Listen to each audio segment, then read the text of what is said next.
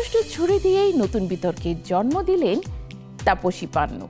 বয়স 30 পেরোতেই তাকে বলা হয়েছিল তিনি আর রোমান্টিক নায়িকা হওয়ার মতো তরুণ নন। কিন্তু পুরুষ তারকাদের ক্ষেত্রেও কি একই নিয়ম চলে? শাহরুখ খানকে ঘিরে তাপসীর মন্তব্য এখন তোলপাড় ফেলেছে সিনেমা পাড়ায়। তার এই বিস্ফোরক বক্তব্যে নতুন করে প্রশ্ন উঠেছে, নারী তারকাদের জন্য আলাদা মাপকাঠি কেন? কখনো কখনো একটি প্রশ্নই পুরো ইন্ডাস্ট্রির অস্বস্তিকর বাস্তবতাকে সামনে এনে দেয়। আর সেই প্রশ্নটি যদি হয়, এই কথা কি কেউ শাহরুখ খানকে বলার সাহস পাবে, তাহলে আলোচনার ঝড় ওঠাই স্বাভাবিক।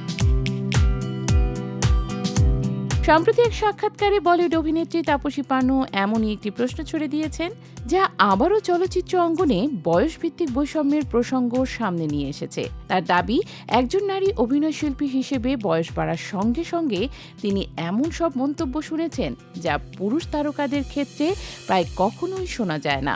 তাপসীর ভাষ্য অনুযায়ী বলিউডে নিজের জায়গা তৈরি করতে না করতেই তার বয়স 30 পেরিয়ে যায়, আর তখনই তাকে বলা হতে থাকে তিনি নাকি আর রোমান্টিক কমেডি ছবির নায়িকা হওয়ার মতো যথেষ্ট তরুণ নয়। বিষয়টি তাকে বিস্মিত করেছে, কারণ অনেক চরিত্রের জন্য বয়স কোনো বাধা হওয়ার কথা নয়। তবু নির্মাতারা প্রায়ই কম বয়সী অভিনেত্রীদের খোঁজ করেন। তবে বিষয়ের এখানেই শেষ নয়। তাপসী জানিয়েছেন, দক্ষিণী চলচ্চিত্রে কাজ করার সময়ও তিনি ভিন্ন ধরনের এক অদৃশ্য বাধার মুখোমুখি হয়েছেন। প্রতিষ্ঠিত ও বয়স্ক নায়কদের বিপরীতে অভিনয় করার পর অনেক তরুণ অভিনেতা তার সঙ্গে কাজ করতে অনাগ্রহ দেখাতেন, যেন কোনো অলিখিত নিয়ম তাকে ঘিরে রেখেছিল। সেই অভিজ্ঞতার কথায় বলতে গিয়ে তিনি টেনে আনেন বলিউডের কিং খান শাহরুখ খানের উদাহরণ।